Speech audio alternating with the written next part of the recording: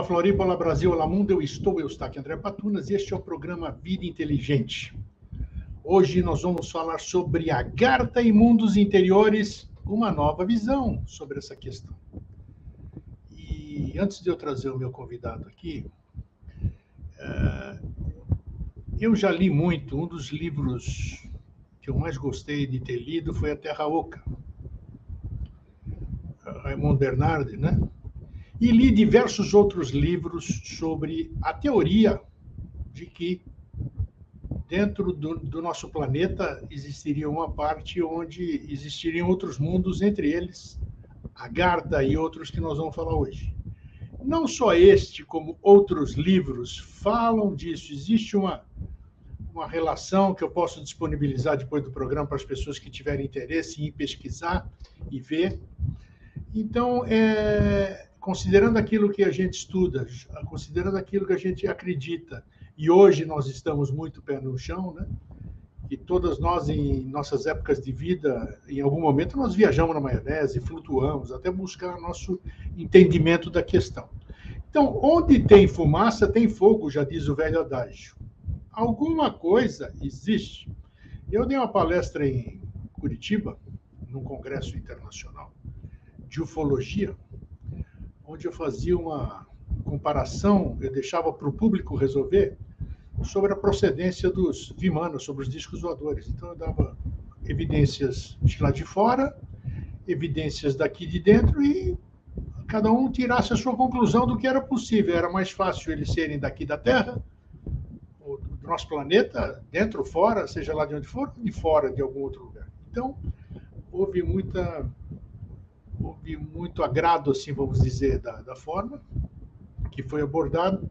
E hoje nós vamos falar sobre isso, nós vamos dar uma nova visão sobre isso. Então, Agartha, todo mundo fala, todo mundo quer entrar nos portais, onde é que são as embocaduras, isso e aquilo. Já abordamos N programas sobre isso, não só nós, como outras pessoas aí, mas hoje nós vamos procurar dar uma nova visão sobre essa questão, um outro prisma, né? Quanto mais visões a gente tiver, melhor para a gente fazer o nosso discernimento. E eu trago aqui hoje como convidado, querido amigo e irmão, René Monterrey, estudioso há muitos e muitos anos. Isso que é bacana, uma pessoa focada, uma pessoa que foi atrás também. E o que ele vai dizer hoje é fruto da vivência dele e mais do entendimento dele. Como é que você está, René? Tudo bem? Oi, Grego. Tá tudo em ordem por aqui. Tranquilo. Prazer em receber. Apareceu um pouquinho de sol, né? Então, mas aqui nós queremos um pouquinho de chuva, porque está quente que não acaba mais. Tem gente que está numa estiagem danada ali, né? E tem lugar que está chovendo para chuchu. É assim, a natureza ela é sábia. Ela sabe para onde ela precisa mandar. René, hoje é um papo legal aqui, eu acho, né? Nós temos aí a realidade, nós temos a fantasia, nós temos o ponto de vista de um monte de pontos de vista, claro, né? E hoje vamos tentar ver aí como é que nós vamos abordar o tema. Você está com a palavra. Legal. O que eu acho interessante, a Agartha é sempre fascinante. Eu também comecei lendo o livro do Raymond Bernard, lá no comecinho dos anos 80. Nossa! E realmente, né, acho que aquilo foi assim todo mundo, né? Começou mais ou menos por aquilo, né? E aquela teoria ela acabava sendo bastante fascinante para a gente, né? Ontem eu estava lembrando, eu sempre tive um sonho repetitivo, que ele era muito interessante, onde, por exemplo, eu ia num determinado lugar, eu entrava por uma escadaria, e essa escadaria me levava para uma espécie de local, onde no meio desse local havia uma figura de uma águia enorme, de pedra esculpida. Essa escadaria, então, ela saía em 2 lances, em semicírculo, né? E ela acabava chegando nesse local nitidamente subterrâneo, com colunas, etc. E eu ficava ali conversando com o pessoal, e depois eu entrava numa espécie de carrinho de rolimã, e era um carrinho de vidro, e aquele carrinho, só que a gravidade puxava ele para cima, eu acabava saindo na rua de novo. Esse sonho foi repetido muitas vezes, isso na minha adolescência, até que então, a primeira vez eu ouvi falar de Agartha, eu acabei associando a esse sonho, só que depois que eu ouvi falar de Agartha, nunca mais eu sonhei. Aí eu já estava interessado em saber disso, né? Nunca mais tive esse sonho, é claro, tive outros, né? Mas foi algo bem interessante. Antes de você prosseguir, esse sonho que você teve, recorrente, que era muito assim, teve alguma motivação, digamos assim? Você assistiu algum filme? Você lia a respeito? Ou ele apareceu do nada e foi se repetindo? Como é que foi? Não, ele apareceu do nada. Tá. Foi um sonho que apareceu do nada e foi se repetindo. E aí, quando eu escutei falar pela primeira vez da Agartha, realmente aquilo fez um monte de conexões na minha mente, eu achei bastante Você associou. Interessante. Associei. Então, logo no início, a gente tem aquela ideia daqueles mundos interiores, daquelas cavernas, eu vou entrar, eu vou descobrir, né, e coisas assim. O que acabou acontecendo, porém, depois, com o passar do tempo, a gente não quer desmerecer essas teorias assim, mas eu percebi que a Agartha é muito mais do que isso.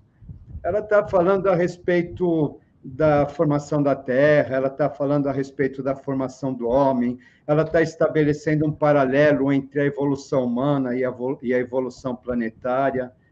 A Agartha acaba, de uma certa maneira, sendo um mito também, muito rico, para que a gente possa entendê-la. E, de uma certa maneira, eu acredito que é necessário que a gente entenda um pouco desse mito, o significado dele, para que a gente possa ter acesso a esse local. Quando a gente fala de Agartha, a gente está falando de mente acima de tudo. É importante a gente lembrar sempre disso. Por quê? Porque Agartha, na verdade, quando a gente vai fazer uma analogia a respeito de como foi que ela surgiu, é interessante a gente perceber que ela vai aparecer num determinado momento de evolução, quando ocorre aquela questão da queda dos anjos, né? E nesse momento, então, o que acaba acontecendo, havia um sistema planetário onde aquele quinto planetário, aquele anjo rebelde, ele presidiria, e esse sistema ele acabou explodindo por conta da queda. E esse sistema ele estaria relacionado ao plano do nosso mental abstrato, né? Quando a gente estuda a cosmogênese, a gente vê tudo começa na mente e depois vai descendo até se tornar físico, né? Então a humanidade ela vai passar por um momento onde ela desce, né, do mental do mental para o físico, né, num sentido, e sobe do físico para o mental do outro. O que acaba acontecendo dentro disso, nesse momento, então, em que estaria a humanidade desenvolvendo a parte astral dela, teria acontecido a chamada queda dos anjos. Ou seja, o planeta, a humanidade, eles ainda não eram físicos totalmente, como a gente imagina. Então, o que acaba acontecendo? Né? O passo seguinte seria a formação mais densa, só que o que acaba acontecendo, como um sistema ele desapareceu, né, por conta dessa explosão, e a gente entender que isso é como degraus de uma escada, ou como se fosse um andar de um prédio, eu acho mais interessante, porque quando a gente faz um andar, a gente já está construindo a estrutura do outro. Então, o que acaba acontecendo foi necessário para que não se perdesse aquele embrião, aquilo que estava destinado a acontecer, né? Já que aquele embrião ele estava dependendo de receber as experiências da Terra também para que ele pudesse se estruturar. Então, o que acaba acontecendo? Foi necessário que ele fosse situado em algum local. E esse local acaba sendo exatamente o centro da Terra. Ou seja, né, o centro da Terra, então, ele vai abrigar os sistemas futuros de evolução até que aquele quinto sistema ele seja restabelecido. Tá bom? O que acaba... Diga. Quero fazer um intervalo aqui, importantíssimo. quando você diz que vai tudo começa no centro da Terra, existe aquela história que se fala muito, existe aquela versão que se fala muito, que Agartha seria remanescência de Lemúria, de Atlântida. Agora, o que você está falando aqui, de surgimento de mundo intraterreno, é muito anterior à Atlântida. Estou certo ou não? Sim, sim. Isso vai acontecer. O que acontece? Só que lembra, isso daí, esse espaço, ele vai ser, primeiramente, ele vai ser criado no plano astral.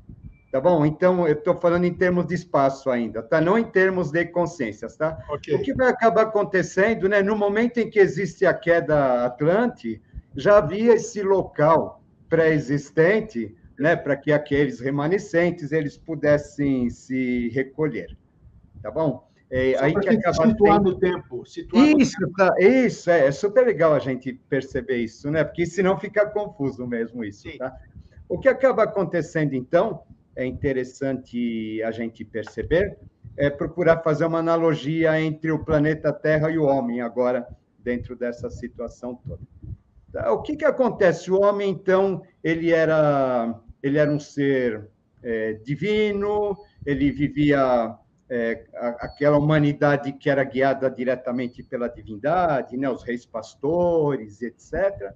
E num determinado momento, quando ocorre a queda dos anjos, o homem ele ganha uma alma, né? Que a gente já comentou, né? Então, nesse momento, o que acaba acontecendo é que a evolução ela acaba dando um passo e ela acaba tendo seu início.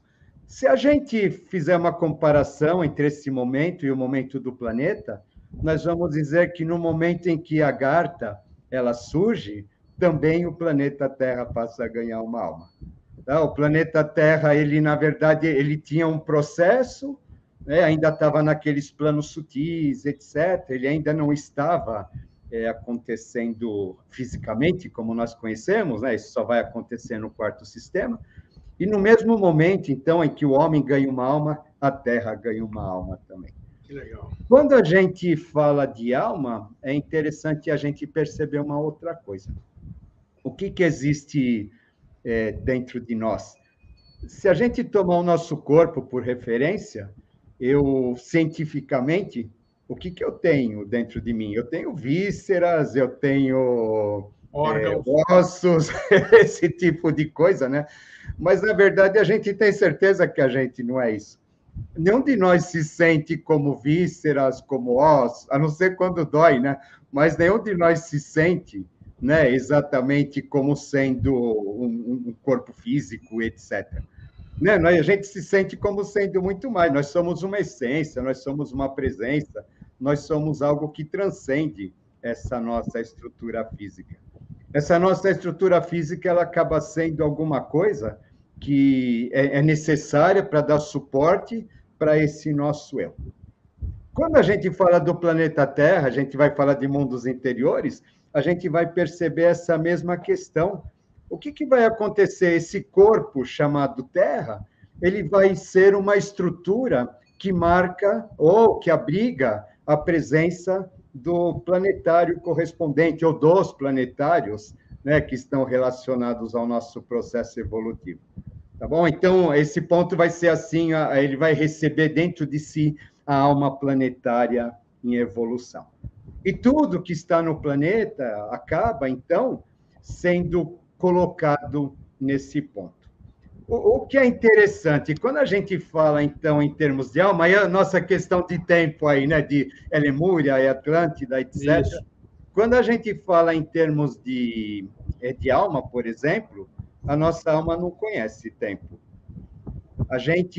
O nosso pensamento, as nossas emoções, eles oscilam no passado, no presente. A gente não tem na nossa mente uma sequência a gente, claro, tem uma noção de tempo, mas o nosso pensamento ele não é sequencial. Ele vai andando, ele vai flutuando, né, entre diversos pontos, tá bom? Verdade. Por quê, né? Porque essa questão do tempo, na verdade, ainda é uma coisa muito do nosso mental concreto, que o nosso mental concreto ele vai precisar de tudo isso.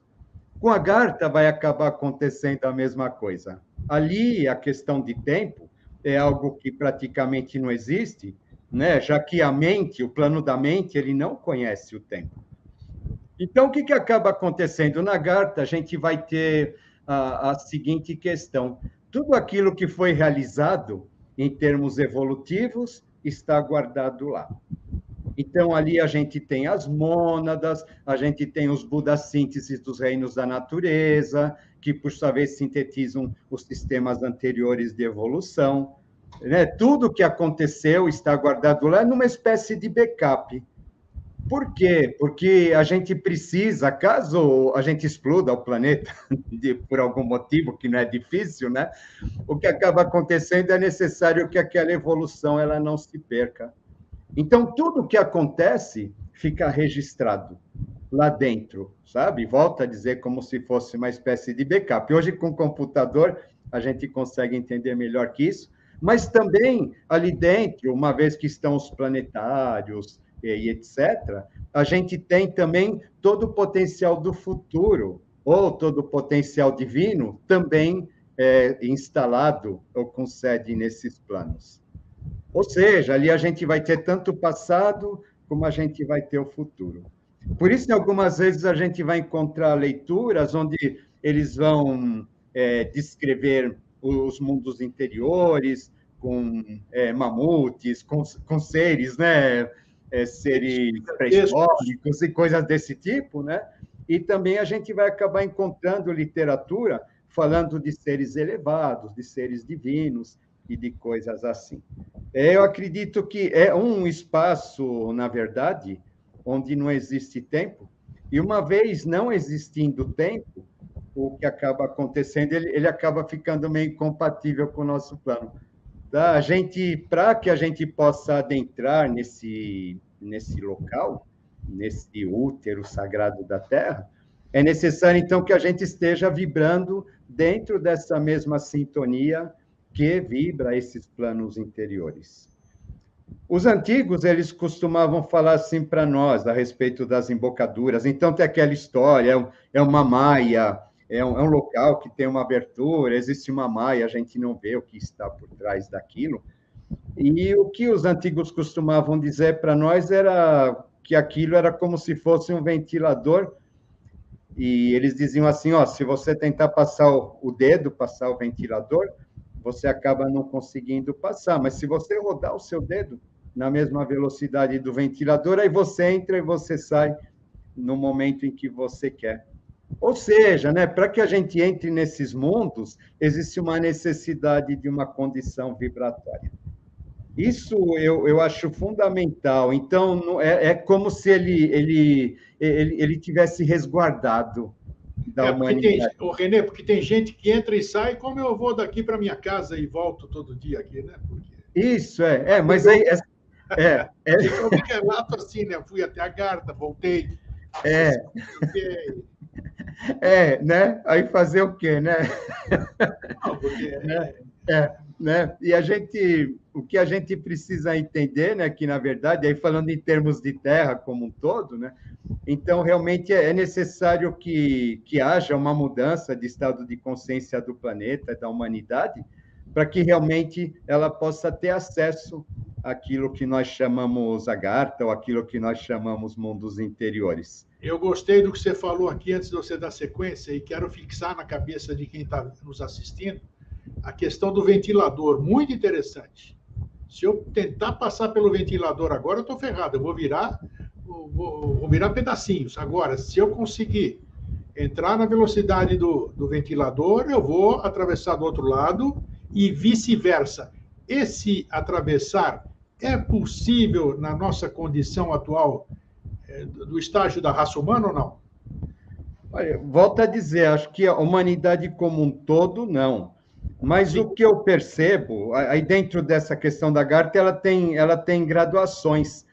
Tá bom? Como eu falei, por exemplo, a gente tem os nossos sistemas futuros, eles estão lá, e esses sistemas futuros, então, eles acabaram estabelecendo os vários mundos interiores. Tá bom? Então, a gente vai ter, por exemplo, o que seria mais próximo da gente, o mundo de Badagas, associado ao quarto sistema, que é o nosso sistema, então seria o mais denso de todos, Mas o quarto sistema, na verdade, o plano ligado a Badagas, onde a gente vê as bibliotecas, aquelas galerias, etc., ele tem um significado, acredito, um pouco mais profundo do que apenas uma caverna que guarda livros. Tá? Aqui a gente percebe assim que, por exemplo, não é o mental concreto simplesmente que vai permitir que a gente dê entrada. Esse mental concreto precisa estar burilado, a gente já precisa ter uma mente mais filosófica, uma mente mais criativa, uma mente senão mais... não haverá comunicação, né? Sabe? Então, não é assim, né? Eu tive um sonho uma vez, aí meus sonhos, hoje eu estou assim, Vamos né? lá, claro. Eu estou a toda. Eu tive um sonho uma vez de que eu estava num local onde havia uma biblioteca. E o que era interessante, eu achei curioso isso, era uma biblioteca da seguinte maneira, moderníssima. Tá? Era uma biblioteca moderníssima onde a gente pegava o livro e o livro, então, a gente só de pegar o livro, a gente já sabia a ideia do livro. Aquilo era intuído para a gente, tá? E aí, então, havia aquelas mesas de leitura, como em todas as bibliotecas, porém era algo diferente. E aí, no momento que a gente abria o livro naquela mesa, então o tema do livro ele saía como se fosse um holograma, e aquele holograma ele ia explicando aquela ideia através de símbolos, e a gente aprendia dessa maneira. Legal. Sem que houvesse a necessidade do idioma, sem que houvesse a necessidade de uma série de coisas, de restrições que existem para nós, e a gente acabava, dessa maneira, aprendendo a intuir o conhecimento que aquele livro acabava nos trazendo. Ou seja, né, eu achei curioso isso, porque ele acabava trazendo essa ideia de que realmente é um plano, é claro, ligado ainda à mente, ligado ao conhecimento, mas que ele está muito acima do que simplesmente esse nosso plano mental, racional, que precisa da prova e precisa, né, das certezas e etc. Sim. Ali realmente significa que a pessoa ela já precisa estar num estágio, ou a humanidade, num estágio assim já superior a esse tipo de questão. Tanto, né, que para lá acabam sendo dirigidos, conforme se diz lá, os grandes mestres, né, os grandes cientistas, né, as suas obras, etc. Nós estamos falando de Agartha ou de Badagas agora? Estamos falando de Badaga. É que sempre a gente... É que Agartha ficou genérico, né? Isso, tá? Mas Badagas, na verdade, ele vai ser esse ponto, né, que vai abrigar essas consciências, etc. Né? Então, alguns seres, após a morte, eles iriam direto para Badagas, para darem suporte para esse conhecimento, etc., ou ficarem vibrando o mais perto possível da superfície da Terra, sim, projetando a sua consciência aqui em cima e coisas assim. Depois desse ponto, o que acontece? Nós temos o mundo de Duat, só que o mundo de Duat é astral. A gente tem Badagas como sendo um mundo mais denso, bem mais próximo da Terra.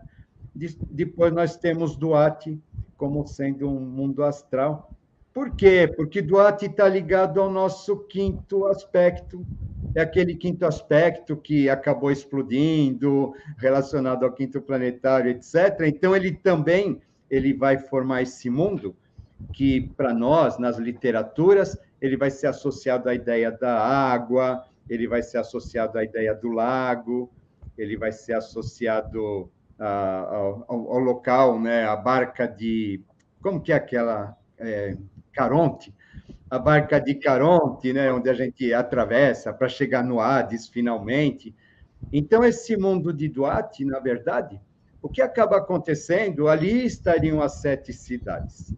Ali, nesse mundo de Duat, em Duat, as 7 cidades, que representam os 7 degraus que a gente precisa atravessar. No centro de Duat haveria o templo do Kaijá, né? Cada um desses planos teria um templo que se comunica com a face da Terra. Em Badagas a gente teria o Mecatulan, em Duat a gente teria... Mas o Kaijá não é físico, o Renê? O Kaijá, se você pega, por exemplo, a gente vê as descrições, né? Então, aquele templo com os altares em 4 andares, né? Aquele livro do Gamapa, com as suas asas abertas.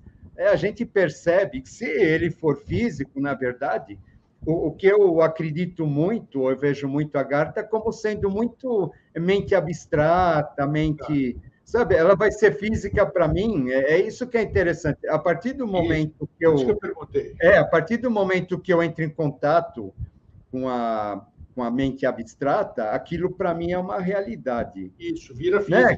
E, por exemplo, a gente está falando das nossas almas, nos nossos corpos. Né? Se alguém colocar uma sonda dentro de nós, não vai encontrar nada, não vai encontrar a nossa alma lá. Né? Mas a nossa alma, a gente está aqui conversando, a nossa alma para nós é uma realidade, né? Inquestionável. Né? Então, com os mundos interiores, ele vai acabar trazendo essa questão também. Tá? Por quê? Porque você percebe, então, que vai sutilizando. Quando a gente lê a respeito das viagens ao Cajá, aos mundos interiores, sim, o que acaba acontecendo, a gente presta atenção, o viajante, ele é conduzido a um ponto, depois naquele ponto existe um armário onde ele tira a roupa e ele precisa trocar de roupa para depois ele conseguir seguir a viagem. Tem muita gente que quer, como é que se diz, faz questão de desacreditar esse processo. Eu acho interessante isso. Por quê?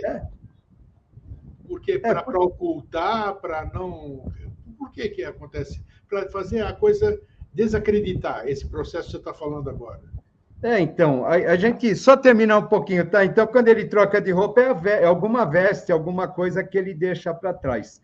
Né? Ele precisa disso, né? A questão do desacreditar é sempre a questão da ciência.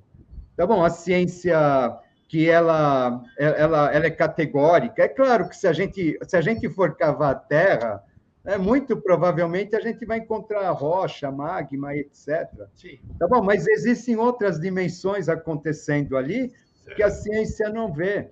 Quando a gente fala em vidas planetárias, a gente está falando em vida no outro planeta, a ciência está procurando vida como a nossa aqui. Mas, na verdade, isso não implica que haja vida em outras dimensões, em outros planos acontecendo. Outras formas, né? Outras formas, em civilizações muito mais adiantadas que a nossa, mas volta sempre àquela questão, se a gente não tem olhos para ver, a gente não atingiu aquele estado vibratório, a gente não vai conseguir ver, e muito menos uma máquina, porque uma máquina, um telescópio, alguma coisa desse tipo, ele é o cúmulo da racionalidade. E talvez, né, a grande questão esteja, o grande obstáculo nessa racionalidade. Porque se uma vez a gente começa, então, a ser muito categórico e dizer assim, só aquilo que é a ciência é aceitável, a humanidade ela não caminha, ela não vai para lugar nenhum. Porque a gente já teve vários momentos da história onde, por exemplo, a Revolução Francesa, né, eles chegaram num ponto onde eles disseram assim, tudo que havia para ser descoberto já foi, né? Então, daqui para frente, a ciência é soberana, né? E nós sabemos que, na verdade, não é assim. Então, essa questão, realmente, da ciência e da filosofia e da religião verdadeira, ela acaba sendo bastante problemática, porque vai ter tanto aquela gente que vai simplesmente cair no fanatismo e levar a coisa ao pé da letra, falando que ele vai entrar numa caverna, o GPS da caverna, ele vai entrar e vai achar e pronto, né? Como existem também, né, aquelas outras pessoas que vão ser categóricas contra, né? Infelizmente, é o mundo que a gente está vivendo, ele está polarizado dessa maneira. Mas eu acredito que existem muitos mistérios por trás disso que a gente não é capaz de explicar. Por exemplo, né, uma outra questão que eu vejo a Agartha como sendo mais um plano mental e etc. Quando a gente pega, por exemplo, a Blavatsky e a gente começa a imaginar o que era naquela época para uma mulher viajar de trem até o Tibete e depois ela ainda chegar no Tibete, ela ter que aprender a língua e depois ela ter contato com todos aqueles livros, para depois pegar todos aqueles livros e traduzir, né? o que a gente percebe que é humanamente impossível isso. Né? O que acontece, sim, talvez ali por algum processo ela teve acesso a esse plano mental, onde realmente ela entrou em contato com toda aquela sabedoria, sem, na verdade, ter os obstáculos do idioma, os obstáculos diversos, que ela não teria tempo para que ela pudesse aprender a ponto, né, de fazer uma tradução perfeita. Imagina a gente traduzir uma cultura que a gente desconhece, é impossível, né? Esse tradutor tem que ter um conhecimento absurdo da língua, coisa que ela não teve tempo para isso. Então, a gente percebe assim, ó, existe alguma coisa onde a gente passa, onde a gente adentra, e a consciência, de uma certa maneira, ela dá uma expandida. Eu quero fazer... Ele acaba nos dizendo isso. Agora, de que maneira a gente adentra? Por exemplo, existem narrativas onde se vai à Agartha por projeção.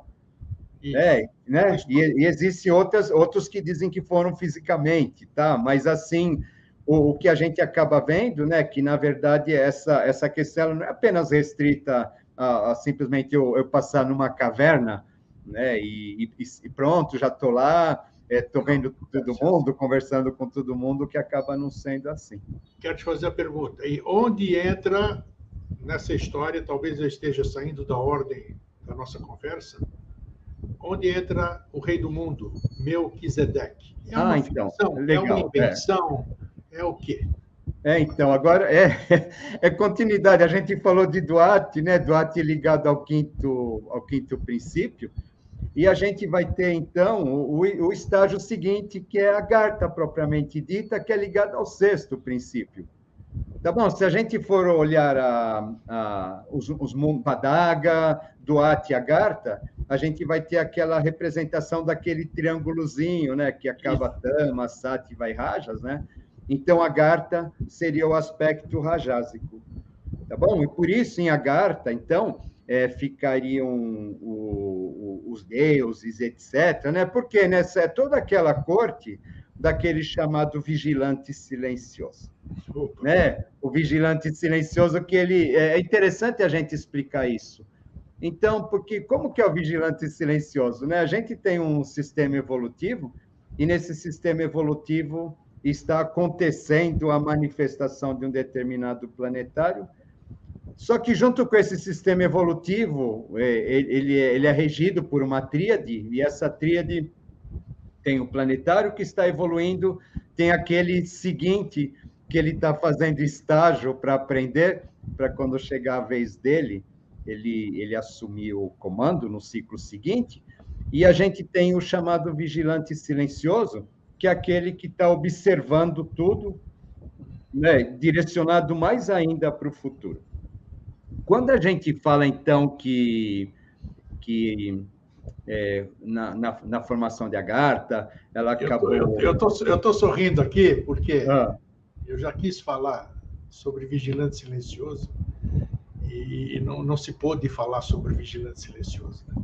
E nós estamos aqui falando sem abrir nada de hermetismo, nada de coisa que não podia ser aberta, e está aí uma explicação, pelo menos a pessoa sabe, a pessoa quando lê alguma coisa sobre vigilante silencioso, ao menos sabe o que é. Parabéns pela sua explanação sobre o que é o vigilante silencioso.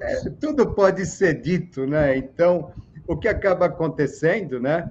Então, quando a gente vai ter aqui a formação da Agartha, que eu falei, então ela vai acabar abrigando em si o quê, né? Então, é o teu quarto, que está em andamento, né? Badagas, a gente tem Duarte o quinto, a gente tem Agartha o sexto, né? E existe também, né, de uma certa maneira, o vigilante silencioso, né? Que é aquele que está olhando tudo, né? Está tomando conta de tudo, né? Falando de modo bem simplista.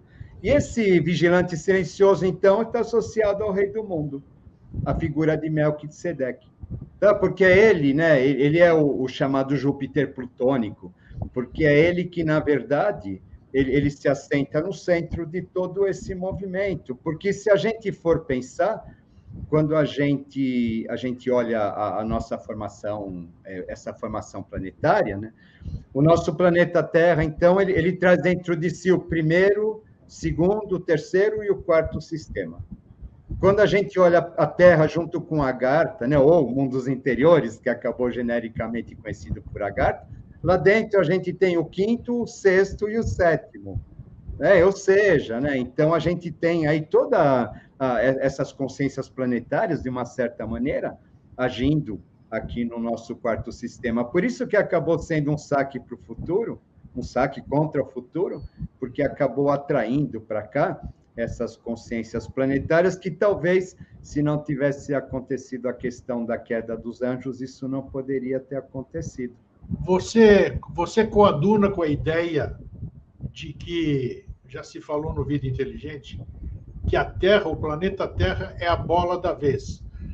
O que isso quer dizer? Você acredita que nós temos o planeta Terra, a civilização que está aqui na Terra, envolvendo o assunto que nós estamos falando, inclusive, ela tem a grandiosidade do que lhe atribuem em matéria de evolução? Eu acredito, assim, dentro do nosso estágio, tá? Dentro do nosso estágio, sim. Então, a gente acaba, dentro do nosso processo, quando a gente vê aquelas bolinhas que descem, bolinhas que sobem, né? Nós percebemos que nós somos o ponto mais denso, né? Então, é aqui que está acontecendo esse ponto mais denso.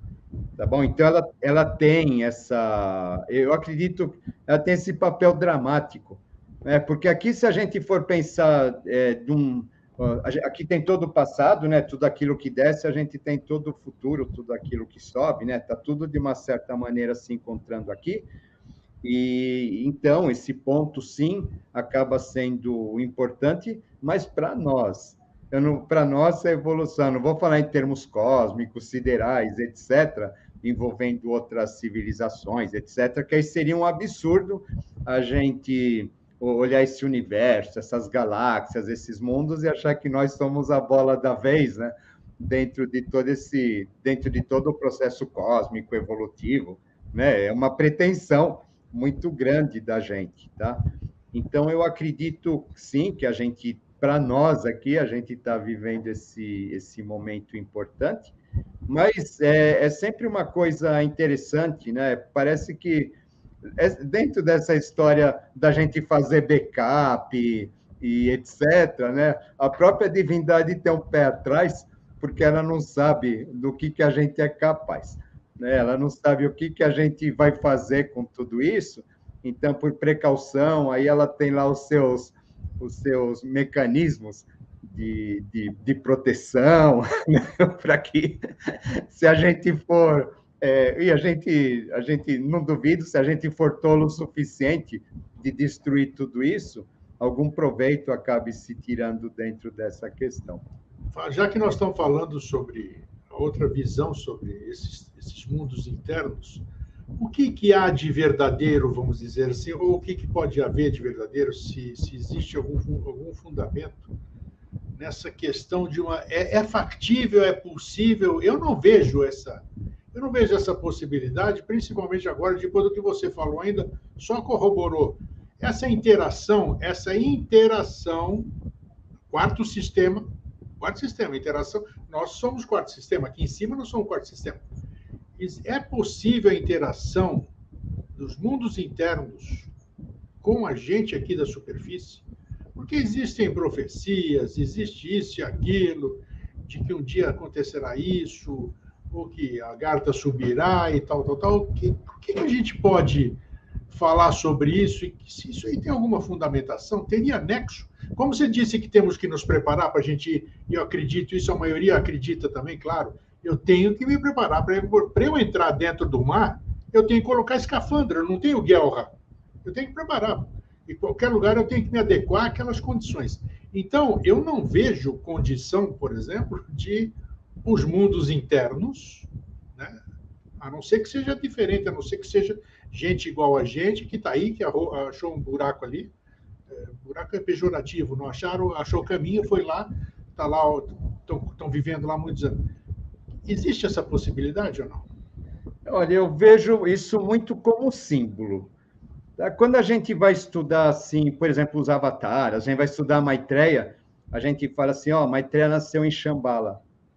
Só Sim. que ele nasce em Shambhala, depois ele vai demorar muito tempo para Eu chegar gostaria na que você parte. falasse, finalizando Shambhala, dentro dessa sequência, onde se encaixa Shambhala. Isso, Shambhala é bem no centro de tudo, onde a gente associa ao Melquisedeque, ao vigilante silencioso, etc. Né? Ele vai representar o tronco, né, da árvore da consciência. Tá? Então, o que acaba acontecendo? Então, existe o nascimento de um avatar, né? Esse avatar, na verdade, ele é uma projeção do rei do mundo. Tá bom? Por que ele nasce no centro? No centro está o rei do mundo, né? O rei do mundo, ele projeta uma centelha de consciência para que essa centelha de consciência ela possa se instalar, ela possa vibrar aqui na face da Terra.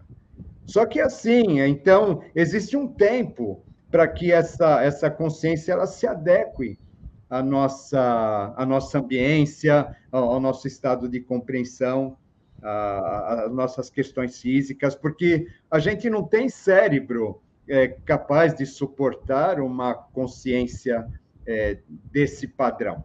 Né? A gente é muito limitado. É interessante a gente achar que a gente vai ler livro, a gente vai estudar alguma coisa, a gente vai se iluminar, porque a gente não tem cérebro para isso, não tem estrutura cerebral, né, para suportar essa condição vibratória que isso acaba requerendo. Então, o que acaba acontecendo? Né? Existe essa necessidade de adequar, isso daqui acaba realmente levando um tempo para que possa acontecer. O que é interessante a gente perceber, então, que eu entendo esse rei do mundo, esse contato com o divino, na verdade, se a gente fizer a analogia do nosso corpo, o rei do mundo é a nossa própria mônada, a nossa própria conexão com a nossa mônada, ela faz o papel de rei do mundo aqui dentro de cada um de nós, né, no coração, né, no coração flamejante, a garta, etc., né, o chakra cardíaco. O que acaba acontecendo dentro disso, então, a gente escuta muito falar de subida da garta ou de coisas desse tipo, sim, mas é interessante a gente entender que, para que haja essa subida da garta, é necessário que haja uma subida, entre aspas, né, do nosso estado vibratório, do nosso estado de consciência. E mudança de consciência também. Mudança. Caso contrário, é interessante porque assim não é para a gente descer para a garta. As pessoas desesperadas, né, querendo estudar, se iluminar para descer para a garta. A questão não é a gente descer para a garta, a questão é a gente trabalhar para que a garta suba. E essa questão do agartha subir significa exatamente uma aquisição de um novo estado de consciência. Para que eu possa subir em termos de consciência, eu preciso descer. Aquela questão, né, descendo que se sobe. Por quê? Porque eu preciso fazer um trabalho de reelaboração. Se despir. Eu preciso me despir de tudo aquilo que não sou eu. A minha personalidade, a minha educação, a minha formação. Eu preciso me despedir de tudo isso e eu preciso realmente resgatar a minha essência verdadeira, que acabou embrulhada, né, por todos esses aspectos, por todos esses planos. Então, é necessário que seja feito esse caminho de descida, descer aos infernos para ressuscitar o terceiro dia, a questão do Orfeu descendo para resgatar Eurídice lá no inferno. Para quê? Né? Isso daí representa a nossa essência imortal. Enquanto eu não conseguir resgatar minha essência imortal, ou entrar em contato com ela, pelo menos, né? Que seja um segundo. Os antigos diziam que se você conseguir um segundo, pelo menos, de contato com ela nesta vida, já terá valido a pena.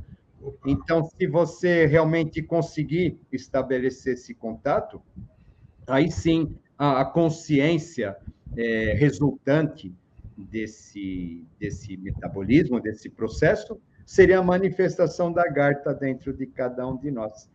Aí, a partir desse momento, sim, nós teríamos condições, talvez, de ver esses mundos, de ver esses planos, mas para isso tem que ter um trabalho muito grande, né? Esse trabalho ele não é alguma coisa que a gente consiga fazer numa única vida, com certeza.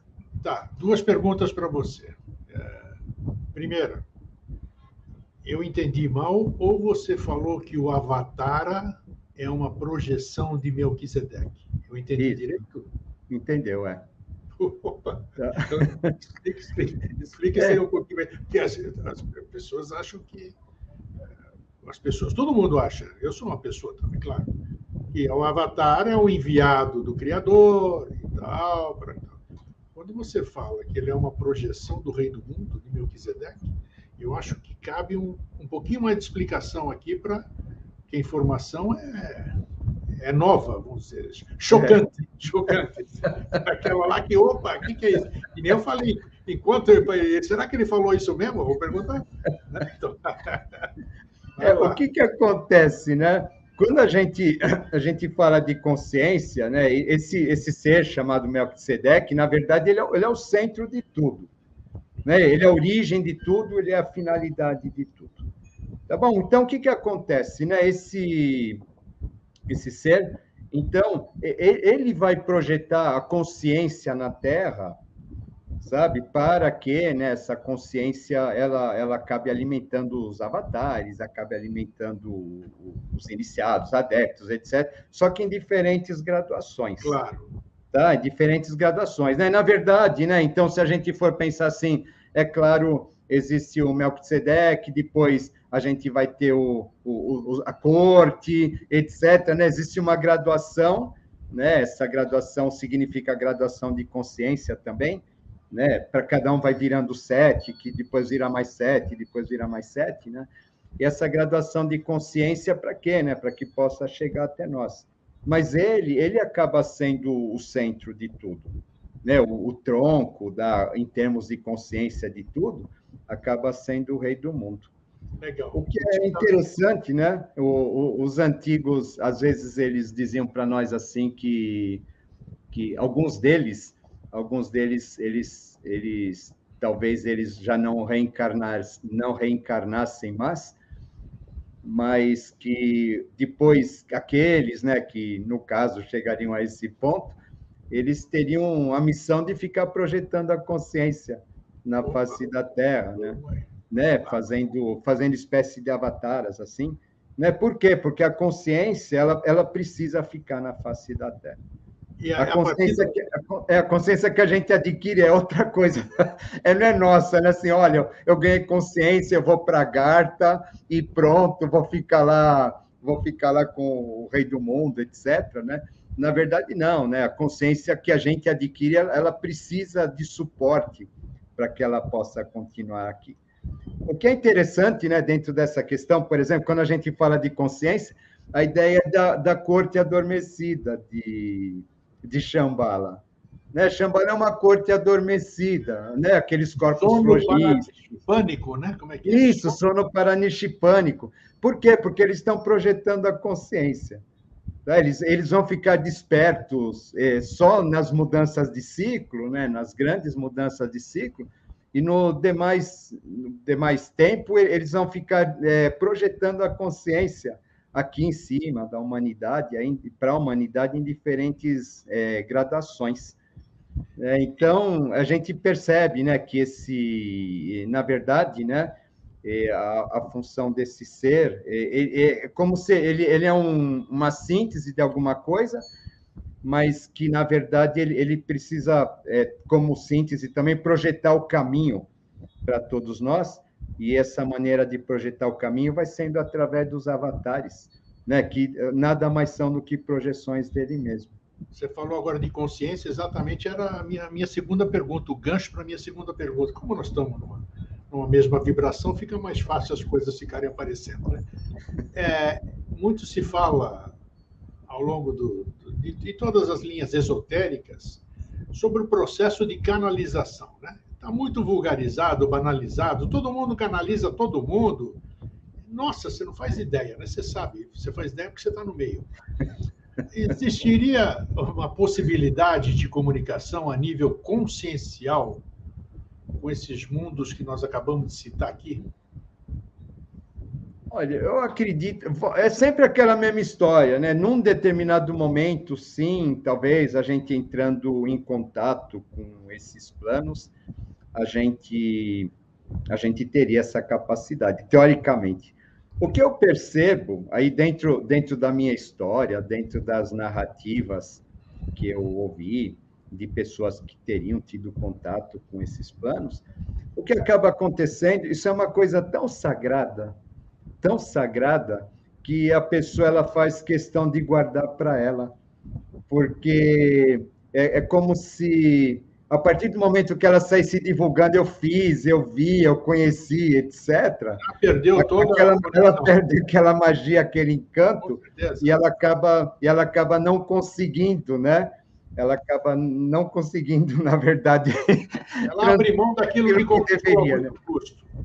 É que nem, por exemplo, o meu sonho que eu falei do começo, né? Enquanto eu não sabia, talvez eu fosse para algum plano, etc. Enquanto eu não sabia, aquilo acontecia normalmente. A partir do momento que eu soube e que eu comecei a procurar até a intenção, acabou, fechou.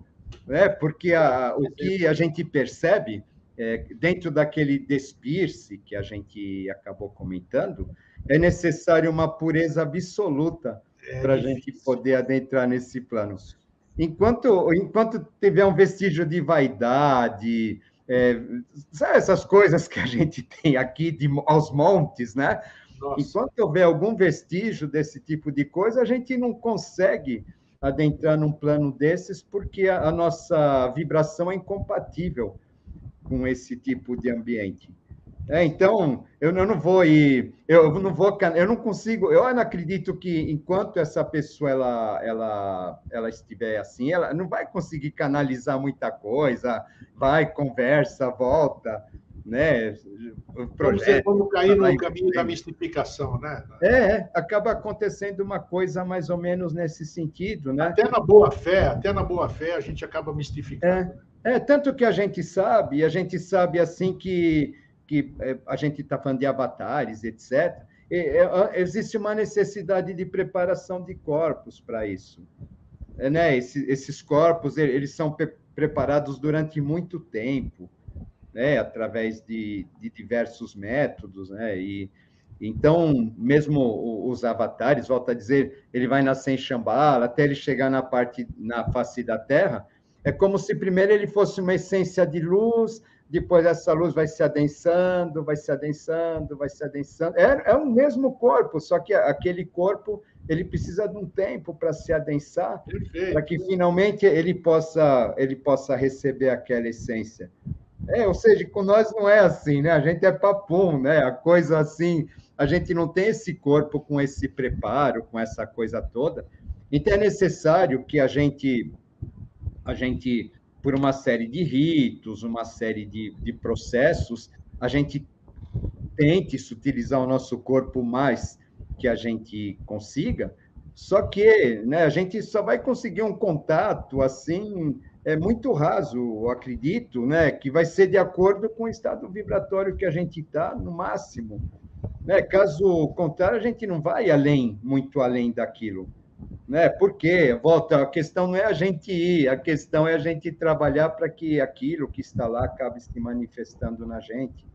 E a gente, para isso, haja trabalho interior para que esse processo aconteça, né? E haja trabalho em função de que a humanidade, que as pessoas à nossa volta, elas cresçam, também evoluam, para que possa ter suporte aqui para que esse mundo se manifeste. Para a gente encerrar, qual é a importância dos mundos internos para a nossa vida, para o povo da superfície, vamos dizer assim, para ser claro na pergunta?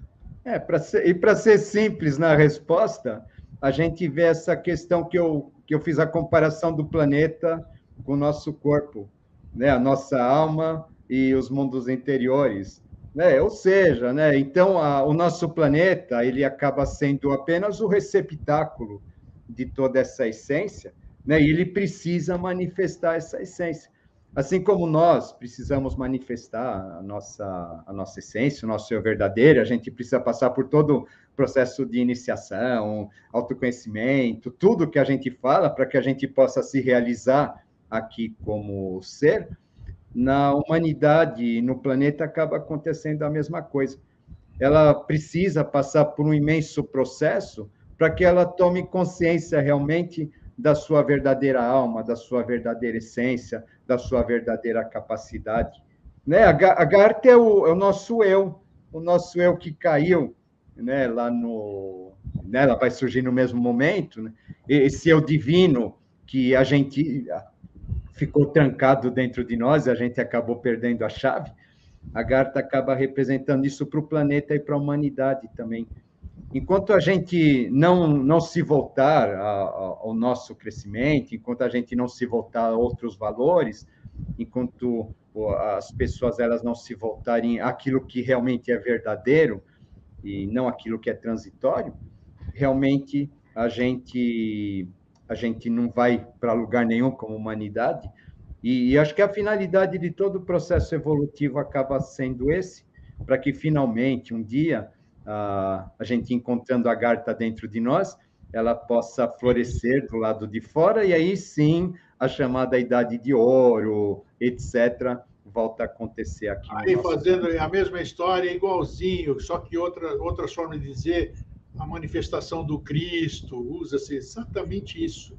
É você despir-se desta coisa que nós temos e purificado nu, aí você tem acesso lá, porque você está zerado. Então, aí você tem toda a condição de acessar esses mundos, né? E aí das vaidades, dos preconceitos, né, das Difícil nossas pra questões. Eu devo levar mais umas 600 encarnações, mas tudo bem. Com certeza. Eu costumo dizer assim que a gente tem, eu falo, teoricamente, a gente teria 777 encarnações, a gente deveria estar em 444, né? Porém, são encarnações em potencial, né? Ou seja, então, de repente, a gente vive 10 vidas e não realizou uma, né? Isso, exatamente. Né? Ou seja, tem chão ainda para caramba. Mas, às vezes, a gente pode pegar uma e avançar 2, 3 também. Claro. Podemos fazer uns saques, né? Como a gente fala tanto. Né? Isso, Né? Renê, muito obrigado mais uma vez. Foi muito legal a gente. Foi uma abordagem muito boa, me satisfiz muito aqui no desenvolvimento da nossa conversa. E creio que as pessoas também vão ter uma nova visão, como a gente prometeu aqui, né? A Garta em Mundos Interiores, uma nova visão. Essa informação, para mim, fechou essa de que pode ser que fale, bom, aquele grego que só ele não sabia. Pode acontecer, claro, porque tem um monte de sábio aí, você não faz ideia. Um avatar é projeção de Melquisedeque? Pô, essa eu ganhei o dia hoje. Aprendi, já valeu a pena o programa.